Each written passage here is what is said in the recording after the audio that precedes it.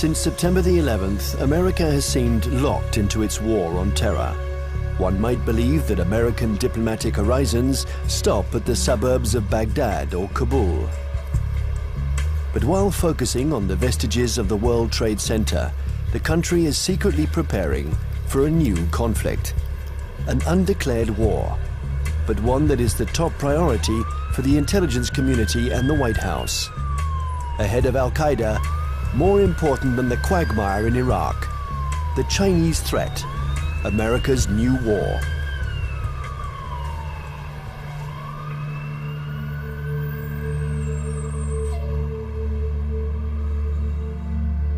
They have a term they call comprehensive national power, which is economic, political, military, all together, cultural.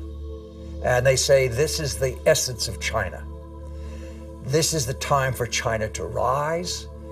Our time has come. This is the Tang Dynasty again. We are a great power. We are a world power. They are playing the old Sun Tzu game, winning the fight without firing a bullet, or that isn't what Sun Tzu said, but win the battle without losing men. That's the best way of winning. And I think they're very conscious of this, but they're willing to fight.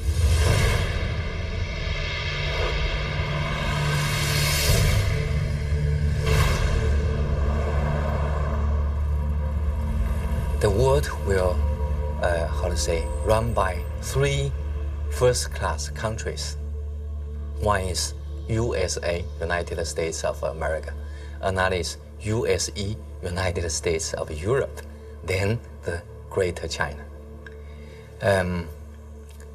At this point, at the current point, I think the possibility to see a USE is very slim. But the USA stay as top one country is something sure, right? And as for the possibility of Greater China, the possibility is something in between. Right? So I tend to think Sino-US relations will be one of the most important bilateral ties in the coming years. And this bilateral tie will decide the nature of international relations in 21st century. If this bilateral tie is confrontation-oriented, then the whole 21st century will be bound by confrontation.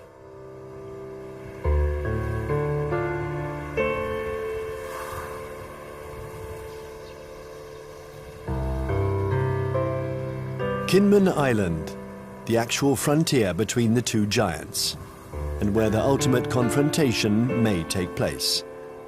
This little island belongs to Taiwan, but it is only 2 kilometers from the Chinese coast. From here, one can see the inaccessible banks of Fujian province, where hundreds of ballistic missiles point at Taipei.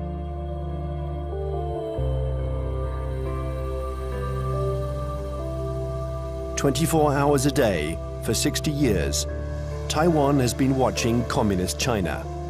This island, regularly threatened by Beijing, has been bombarded thousands of times. It has never surrendered. America has sent a message to Beijing. The fall of Kinmen would lead to a direct confrontation. We're in the Strait of Taiwan. It's here that a military clash might one day break out.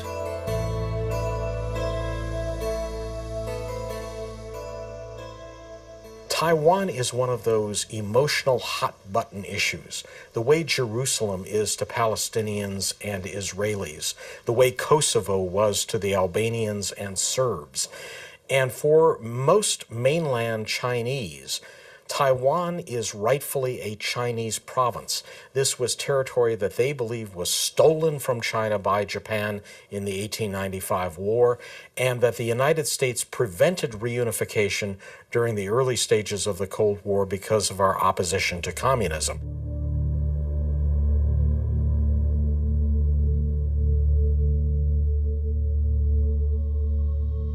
In 1996, here in the Straits of Taiwan, China and America engaged in their biggest military standoff. The ongoing elections in Taiwan annoyed the regime in Beijing. So the Chinese army decided to launch huge military maneuvers to test the Americans' reaction.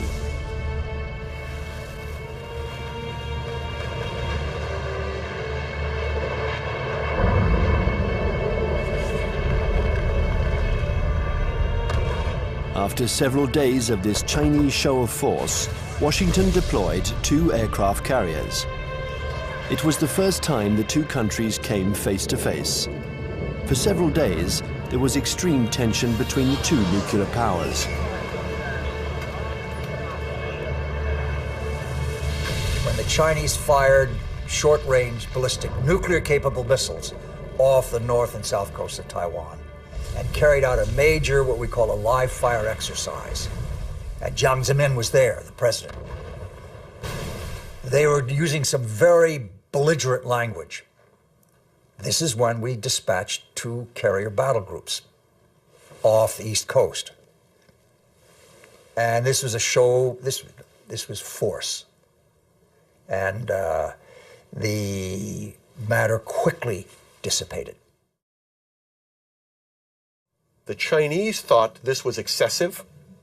They thought that they had an understanding with the U.S., that they would have a limited display to show their seriousness on the issue. The U.S. would adopt a very limited response, and then they would both back away. They regarded the deployment of a second carrier as excessive and in some ways as humiliating to the Chinese, because the Chinese couldn't do much to deter or complicate the deployment of those carriers.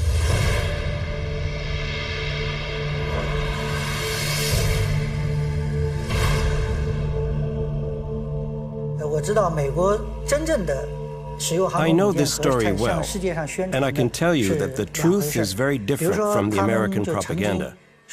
I was there in 1996. The Americans had promised to send an aircraft carrier to Taiwan for Election Day to protect Taiwan. But actually, the only American ship near Taiwan was the electronic spy ship Bunker Hill. And it was more than 200 nautical miles away. And the first American aircraft carrier was 600 nautical miles from Taiwan. So the truth is that the Americans announced that they were coming, but they kept their distance. They wanted at all costs to avoid any incident, and they didn't dare approach our army.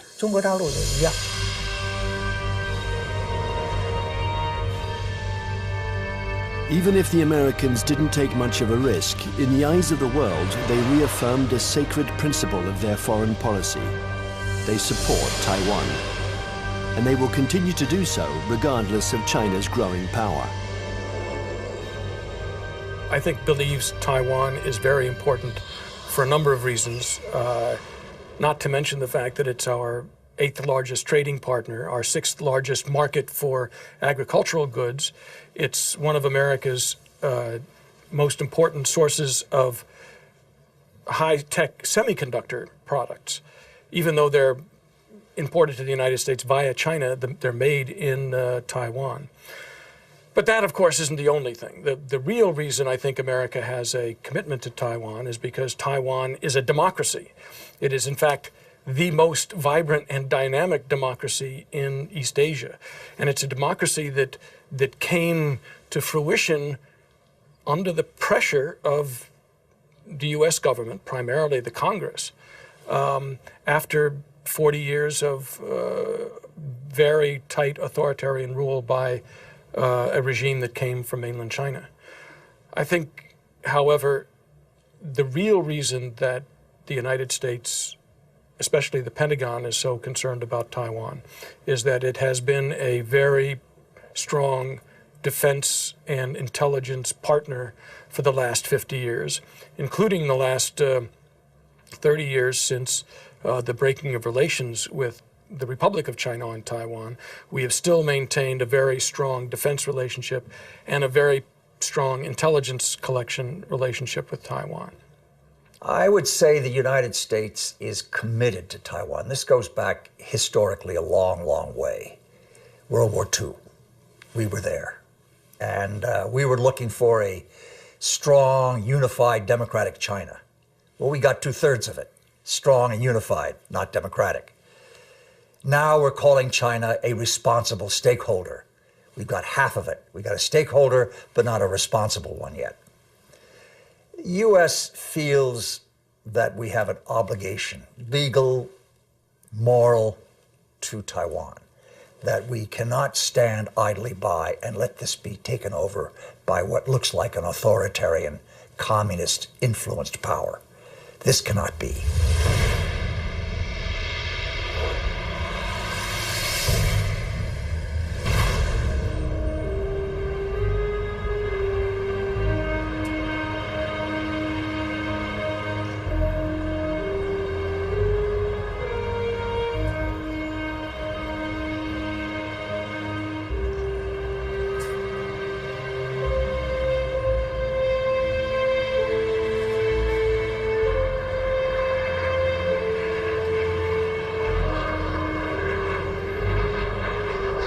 Taiwan, an island of 23 million inhabitants, 250 kilometers from the Chinese coast, is today the most explosive strategic issue between China and the United States. Taipei, the capital, flaunts its economic success. It is one of the biggest centers in the world for the electronics industry. A modern city, free, young, and always noisy. In 1895, Taiwan was invaded by Japan. 50 years later, after the Japanese defeat, peace treaties returned the territory to China, a China which was then in the midst of a civil war between Mao's communists and Chiang Kai-shek's nationalists.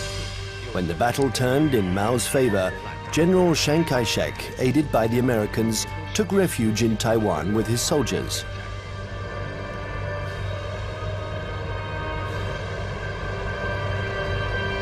Since then, two Chinese governments have coexisted. In Beijing, the communist regime that controls the entire mainland. And in Taipei, the nationalist regime, having become little by little a democracy, calling itself the Republic of China, which rules only Taiwan. Officially, these two governments both claim to be the legitimate representatives of all the Chinese. Taiwan is not recognized as a state by the UN. Only 20 small countries maintain diplomatic relations with the island. A fragile independence, while Beijing still considers Taiwan as the 23rd province of the People's Republic, a rebel province that the regime intends to reunite with the motherland. I would say two major motivations. There are many others, but two major ones. The first one is national pride, unification of China. They are committed to this. This is a strong emotional drive in China. And you don't downplay it. It's real. It's powerful. The second is strategic. They know through history, if Taiwan is in unfriendly hands, that China is very badly affected. If you turn the globe around, and if you were the Navy commander of the Chinese armed forces, then you will see the only way to protect my coastline is to extend our defense and power projection capability far away from our territory. Why I need to do that? Because the economic center, financial center, education center, production center of today's China is all on the coastline. So the Navy's mission is to make sure that nobody touched this so I can continue to grow. To go out, you have a big stone right there. You can go other places, but there is a stopper, a stone blocking your way, and that's Taiwan. Now, Taiwan depends on the outcome of elections that could change its executive power and stock market risks that can endanger its economy. Beijing, nevertheless, has understood that whatever the mood on the island, especially when it is favorable to political reconciliation, the strategy must never change. Imperturbable, the communist regime continues.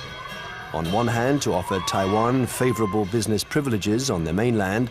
On the other hand, it regularly reiterates its military threats. If the Taiwanese are too insistent about their desire for independence, they're going to have to fight for it. Whatever Taiwan's political tendencies, Beijing's position doesn't change one iota.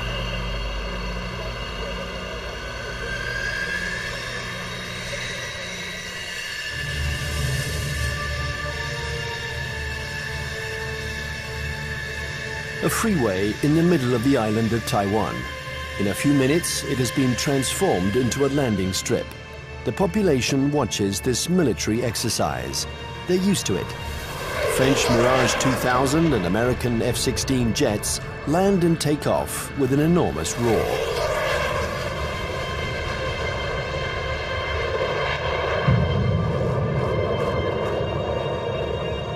Faced with the uncertainty of American support, Taiwan organizes its own defense. Everyone knows that the airports will be the first target. Strategists on both sides of the strait affirm that the war will first begin with an air battle.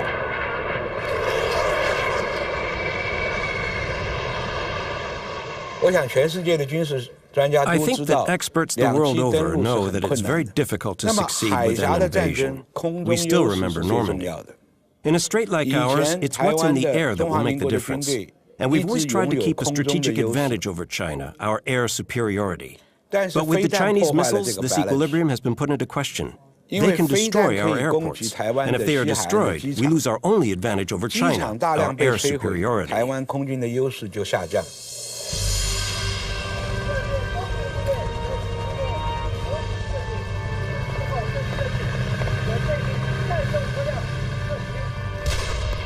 Taiwan's military power is concentrated in its air force, but also in special ground forces. They are training to face the Chinese People's Liberation Army. In the event of a conflict, they expect elite Chinese troops to parachute onto the island to attack strategic targets. Every Taiwanese people here knows that when the war comes, Taiwan is going to take the first bullet. We are going to take the first bullet, and probably we're going to take the bullets continue for about 2 weeks until a month, until that the United States coming. And there's no way that U.S. will come here to fight a difficult fight. If they really want to get involved, it's better for them that to wait when the Taiwanese people, we are wearing down the Chinese elite troops and give them the huge number of the sacrifice. And then the U.S. can come in and clean out the battlefield and win an easy fight. Everybody in Taiwan knows that.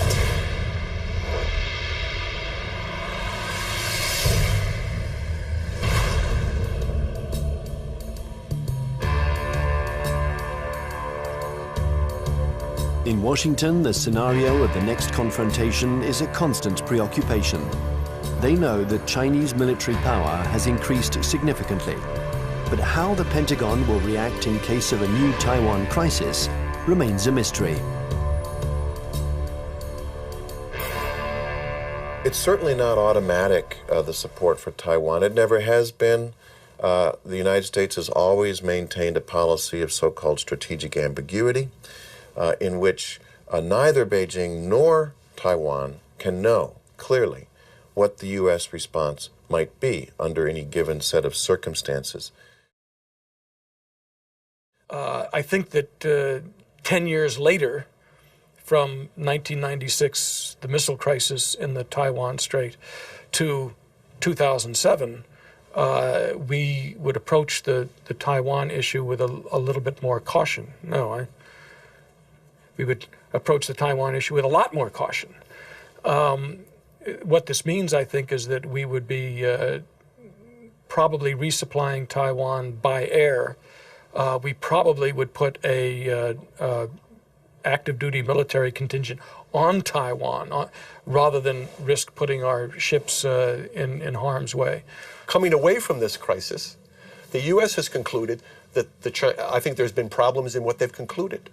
The U.S. has concluded that the Chinese were somewhat intimidated by the U.S. deployments, and that in fact they now know the U.S. is very determined to use force, if necessary, to ensure peace and stability in the Taiwan Strait. In fact, however, I don't think the Chinese were all that intimidated by the deployment of the carriers. What they were is it strengthened their resolve to acquire capabilities so that they won't be intimidated in the future.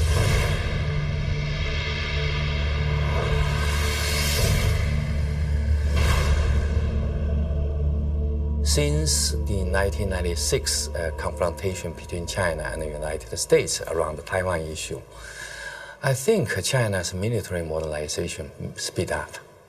And people saw some achievements, right? Now China owns J-10. That's the typical third generation fighter. And that made China is the third country that can independently produce the third generation firefighter.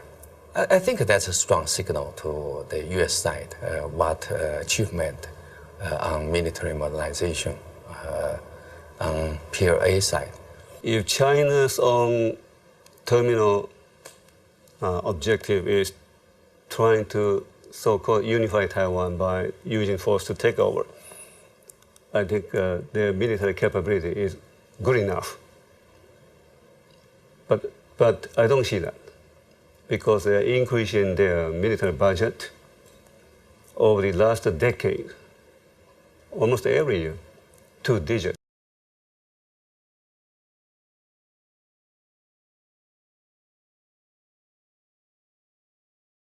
And their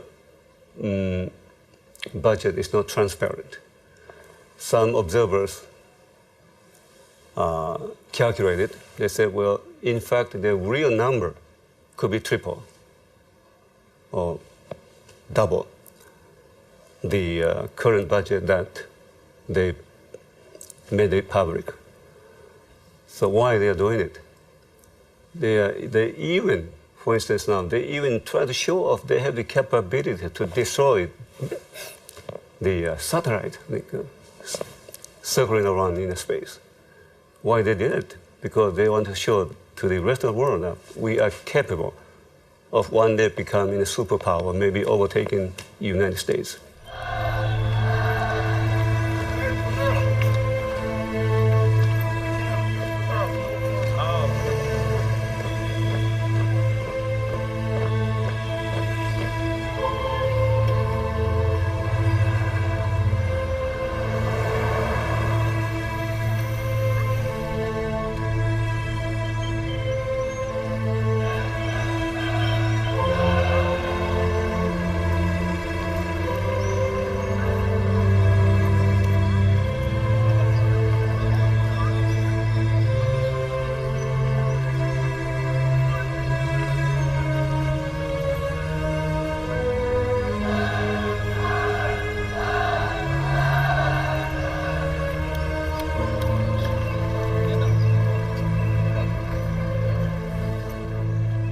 Frankly speaking, the status quo balance of power is still strongly in favor of the United States. But the situation of balance of power is on the change. And I think time is on China's side.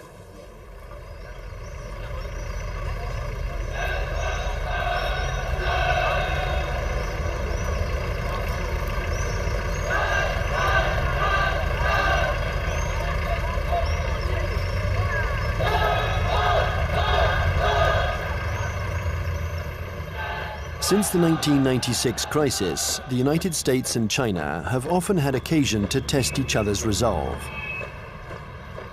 Small conflicts, sometimes public, sometimes secret, that can be understood today as a pattern of confrontations between the two powers.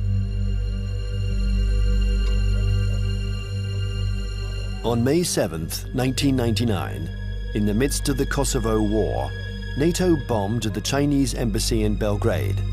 3 Chinese people were killed. NATO claimed it was a military error. CIA had apparently furnished the wrong maps.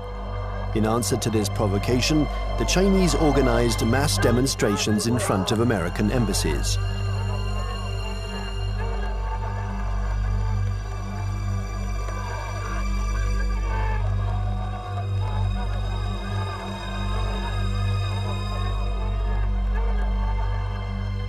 Less than 2 years later, China had its revenge. The 1st of April 2001, an EP-3 took off from its base in Japan. It's a spy plane that flies regular electronic surveillance missions along the Chinese coast.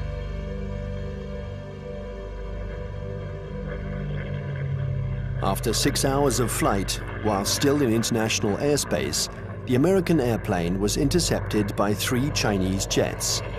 This had been going on for some months. The Chinese planes came within a few meters of the American plane, a little game that the pilots were used to. One of the Chinese pilots was Wang Wei, and the crew of the EP-3 knew him well. He had already shown through his past interceptions of U.S. aircraft that he was willing to take some very serious risks in coming very, very close to U.S. aircraft. They knew him well. Smart Alec, hot dog we call him. He's in the thing and screw you, and Sam, he comes up like this. Well, he comes a little bit too close. And the Chinese, again, the propaganda apparatus turns on, and they say, our plane deliberately turned, hit his plane, and it crashed. Your fault. And we said to China, that defies the laws of physics. The U.S. government had already expressed its concern over this to the Chinese government. I think in this instance, he miscalculated, and he allowed his aircraft to get too close, and it struck the U.S. aircraft, and it damaged his aircraft in a way that forced him to crash.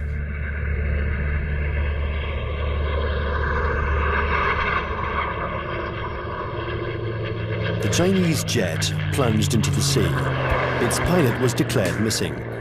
The EP-3 was seriously damaged. It was forced to make an emergency landing, but the closest airstrip was a Chinese military airbase.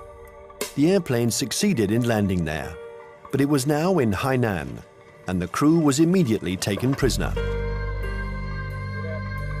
Our air crew is immune to PRC jurisdiction. For the next 10 days, China and the US would perform a diplomatic ballet, each accusing the other of responsibility for the accident. Beijing refused to liberate the crew. This bought time for their military experts to inspect and dismantle the American airplane, which was jam-packed with secret defense equipment. Oh, they got the equipment from the plane, and they studied it and took all these things from it. Yeah, they got something. But I mean, it's no big deal. Finally, 10 days later, a letter from the US ambassador apologized for the death of the Chinese pilot, and the crew was freed. What was left of the EP-3 was loaded onto a huge Antonov transport plane. Direction, the United States.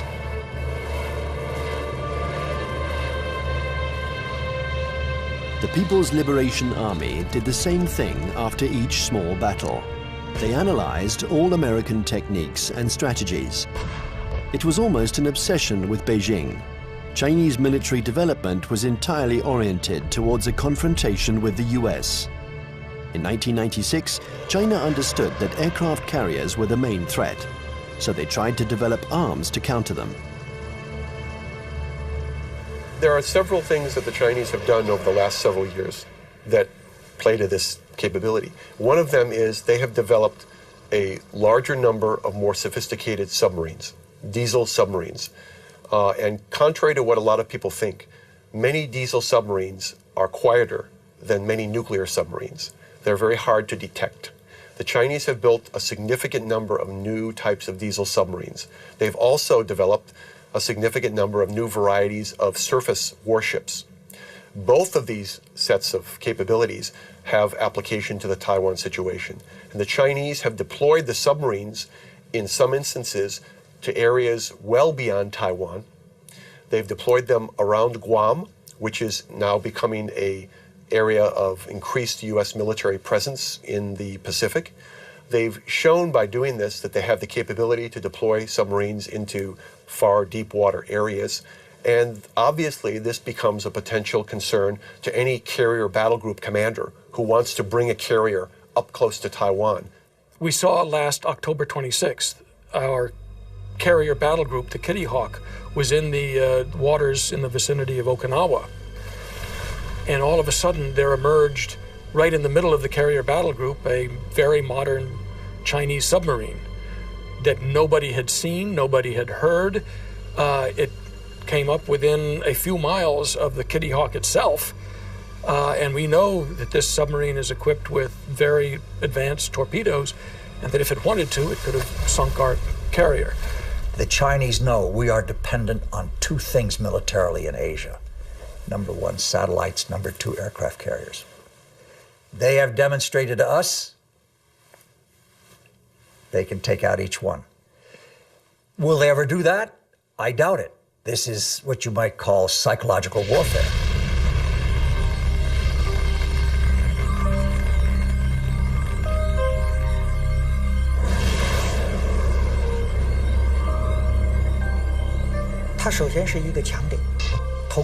Satellites are an American strong point. But if you look closely, they can also be a weak point. The U.S. relies on satellites to control their entire communications network, and that's a weakness. Today, and we were able to verify this during the last conflicts, the American military depends too much on its electronics and satellites. This dependence reminds me of the Greek legend. The powerful Achilles, who was invulnerable, except for his heel. And satellites are a little like the American Achilles heel. The 11th of September 2006, the People's Liberation Army launched a missile that destroyed one of its own satellites. The explosion in space was obviously immediately detected by the Pentagon. There was consternation in Washington. Nobody had anticipated this Chinese initiative. The Chinese have had an anti-satellite program for some time now, and it's designed primarily to, again, to deter the United States or to complicate U.S. decisions in the event of a crisis. So yes, I think the recent shot by the missile to fire against their own satellite and shoot down their own satellite was designed to convey a signal to the United States about the fact that the Chinese are not simply going to sit back, in their view, and allow the U.S. to have predominant influence. They are going to try to influence the situation, in this case, in sort of an asymmetrical way, by threatening what is regarded as one of the critical areas of U.S. surveillance. The Chinese army has also developed another system to blind American satellites. These are giant lasers that don't destroy them, but blind them enough to make them useless. This isn't science fiction, but a technology that is already in use. And then there exists a still more terrible weapon, a weapon that the Americans and the French have already mastered. Its development was a priority for the Chinese army. The Chinese have followed very closely the American dependence on the electromagnetic spectrum, the use of communications and networking among satellites and ships and command systems to fight a war. They saw what happened in the first Gulf War, they saw what happened in Kosovo, they watched Afghanistan, they watched the second Gulf War, and they realized that we are more and more dependent on the electromagnetic spectrum and moving communications back and forth. And an electromagnetic pulse, which is produced by detonating a nuclear weapon, usually fries transistors and stops that kind of communication. An electromagnetic impulse weapon uses a nuclear explosion to generate an electromagnetic wave. When this wave hits boats or planes, it instantaneously destroys all electronic equipment. No one dies, provided they are far enough away from the nuclear explosion. But the American battleships, totally dependent on electronics, would immediately be disabled. The Pentagon report described a nuclear detonated or nuclear generate EMP. I asked people in Pentagon, why don't you say they have conventionally generated EMP? They say, we don't want them to know whether we know them. The conventionally generated EMP is less problematic and it is more useful or more usable, because when you have this EMP, there will be no nuclear fallouts. There will be less international protests. They already have it.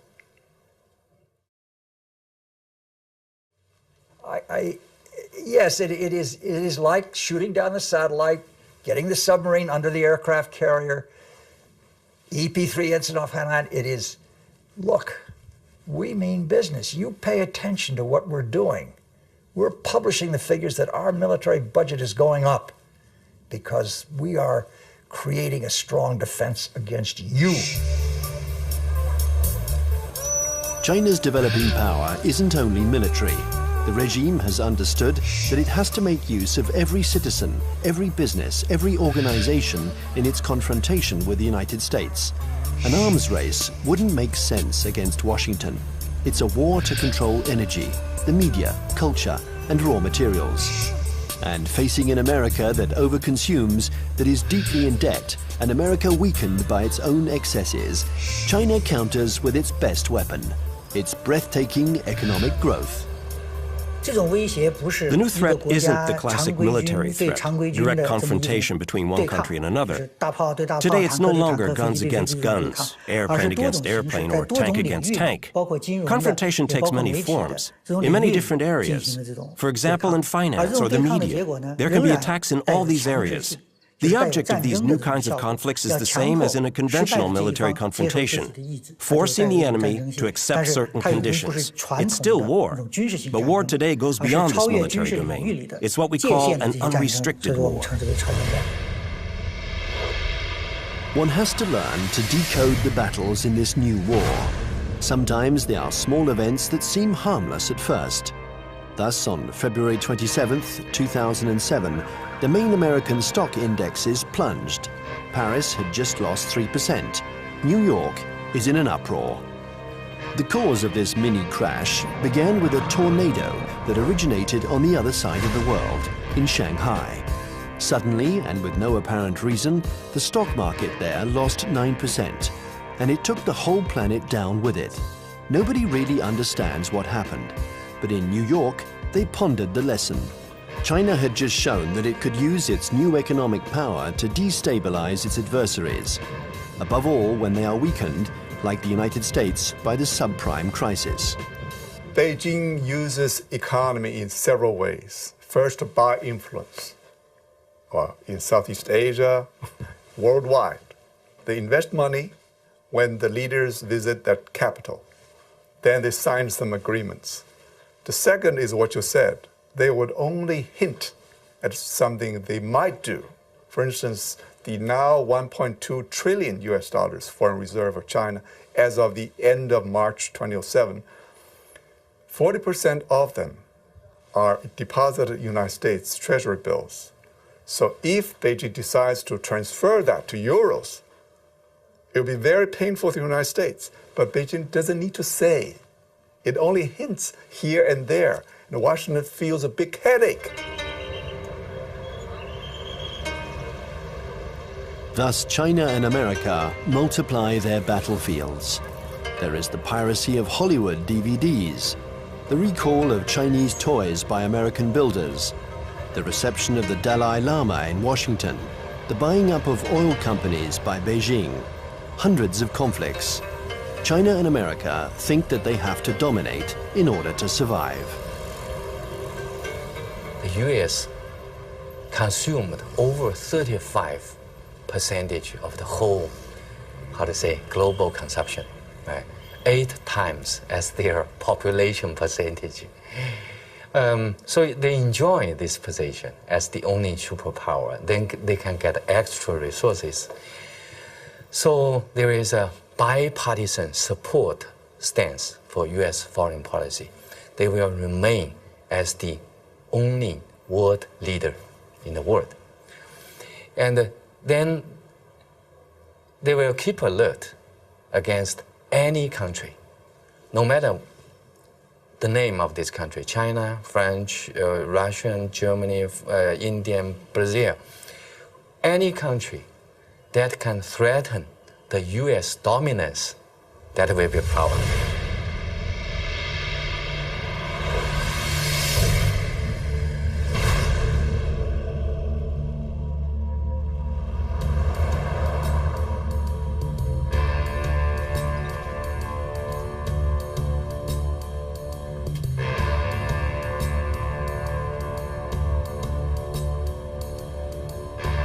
In Washington, China has become the major preoccupation of every administration. China is a competitor in the realms of economics, media, and technology. World hegemony is no longer measured by the number of nuclear warheads.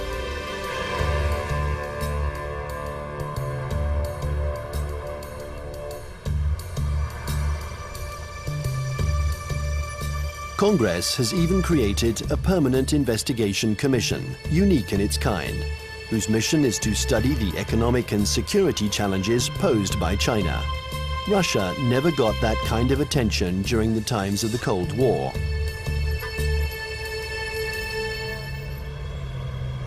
There is a global plan from China. They have two. One was started in March 1986, called the 863 program, and one in March 1997 called the 973 program. The first, the 863 program, called the Torch Plan, was a global plan designed to gather and bring to China dual-use technologies that could be used to improve China's technological base and economy and industry while improving its military capacity. And it's an organized thing, you know. Each industry every year from the central government gets goals and targets and objectives and gets told to send people out and go do that. So it is organized, and it's not perfect, but it's organized. And the 973 plan is a parallel designed to improve their capacity in basic research and innovation. People in the States pay too much attention to China. So there are some oversensitive on China. Then this oversensitive leads to a lot of, over-exaggerate conclusion. So that's no good to find the real fact. I think the real fact is that the economic power of China is still far ahead of, far lack of United States, not to mention military power.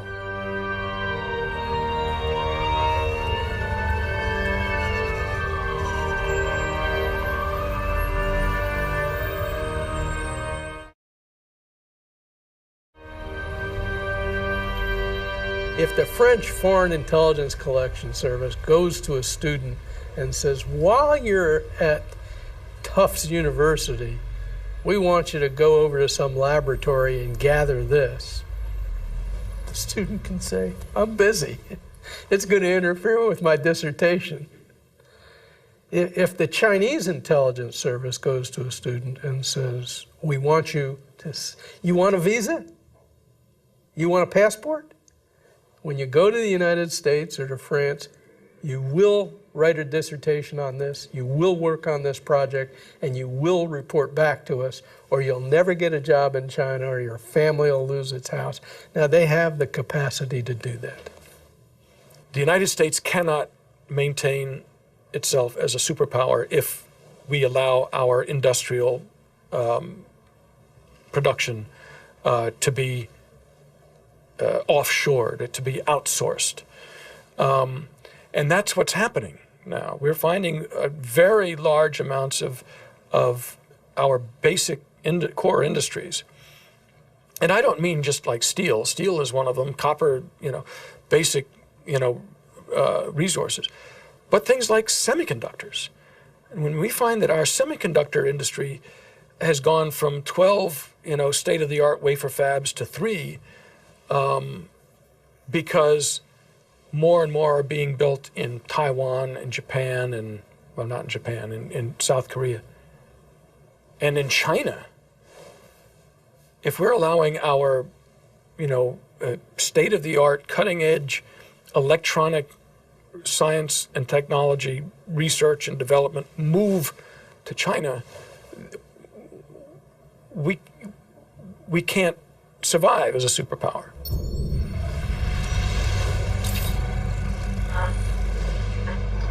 This technological war culminates in cyberspace. China and the US have armies which are developing cyber soldiers who spy on or attack each other's computer networks.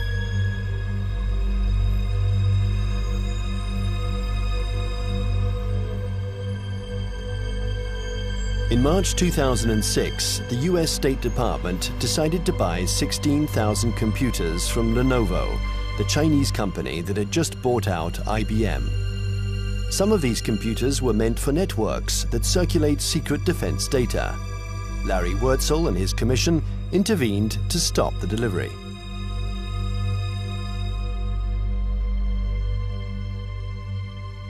Having been an intelligence officer for a lot of years, 25 years in military intelligence, and having also, for a part of that time, worked on counterintelligence and signals intelligence, communications intelligence, that I knew it was technically possible to alter or embed either software or even hardware into a computer that would allow someone access to a whole network.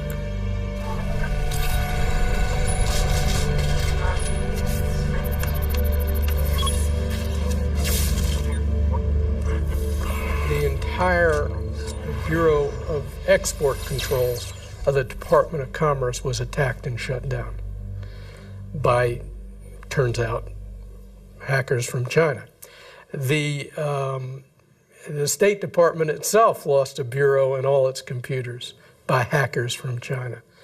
The National Defense University of the United States had its computer systems shut down, and the Naval War College had its computer system shut down. Other computer systems, government computer systems, have been attacked. And I think General Cartwright, the commander of the U.S. Strategic Command, has recently testified in front of Congress about this. So I knew these things were going on. There's more going on that we learn about on the Commission because we do have access to classified information. I can only say that in many cases, the United States knows these attacks are coming from China and knows that they're coming even from specific organizations in China. But I can't go into the details on who. The war on the internet is as old as the internet itself. And one can't say that this was a Chinese invention. In America, the CIA and NASA employ 25,000 people to work on the internet. They have the largest internet surveillance and listening centers. So it's true, war exists on the internet. The war has begun without a single missile being fired, without the world noticing. The war has begun in all of these new technologies. Many civil technologies also have military applications. This is especially true of the entire electronics industry and the internet. They're new battlefields in an unrestricted war. The media, finance, business, all these are included. It's a war because there is real antagonism, and both parties try to take advantage of their adversary. It's a new form of war, the unrestricted war.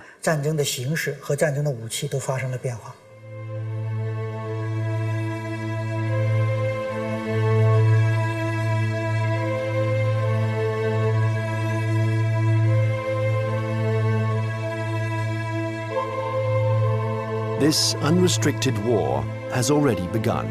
Almost everywhere in the world, there is a fight for oil, for water, for resources that are dwindling in the eyes of the West because of China's development. America uses its military might to assure its power and guarantee its vital supplies. China employs an asymmetrical strategy. It looks for its adversaries' weak points. Nevertheless, this war is apparent everywhere in the world. In North Korea, Myanmar, Iran, or Darfur. In all the hotspots, China and America are opposing each other in the wings.